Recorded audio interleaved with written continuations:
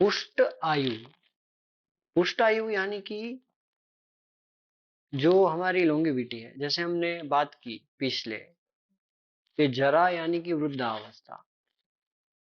वृद्धावस्था यानी कि उसको वो रोक के रखता है। क्यों? क्योंकि शरीर के सभी परमाणुओं को अभ्यंग बल देता है। आज हम लोग अभ्यंग का प्रयोग नहीं करते हैं, जिसके कारण प्रायः सभी प्रकार के वातिक रोग होते हैं, यानी कि संधियों में शूल, अस्थि में दुर्बलता, थोड़ी सी चोट लगने पे शरीर में दर्द होना, पेन होना आदि अनेकों व्याधियां हमको देखने को मिलती है। और 60 साल 65 साल की आयु में सभी को डिजनरेटिव अर्थराइटिस, रोमोटिज्म अर्थराइटिस, ये अनेकों प्रकार की समस्या हमको देखने को मिल रही है। और प्राय सभी लोग इन अस्थिगत व्याधियों के लिए कैल्शियम की मेडिसिन, कैल्शियम और विटामिन और अन्य अन्य प्रकार के न्यूट्रिशनों के लिए सप्लीमेंट्स ग्रहण करते हैं। और उसका परिणाम भी शरीर की धातुएं पुष्ट नहीं होती है, संधियों के सूल दूर नहीं होते हैं। क्यों? क्योंकि प्रायः ये विधि जो है, ये अभ्यंग की जो विधि है, इसको आज हम लोग अपने जीवन में एडॉप्ट करना भूल गए हैं।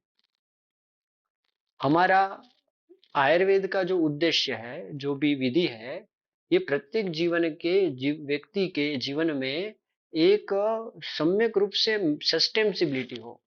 और वो सस्टेनेबिलिटी इस प्रकार की विधियों से हो। जैसे अभ्यंग का हमने प्रयोग किया, प्रायः नित्य अभ्यास करते जाते हैं, वैसे वैसे ये एक एक परिणाम मिलते जाते हैं।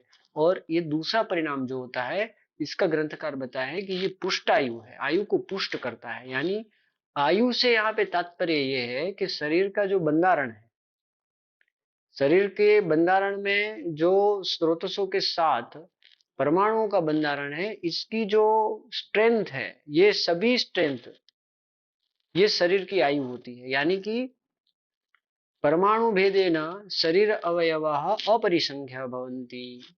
परमाणु के भेद से जो शरीर है वो अपरिसंख्य है। और इन परमाणुओं का जो समूह है, ये शरीर है।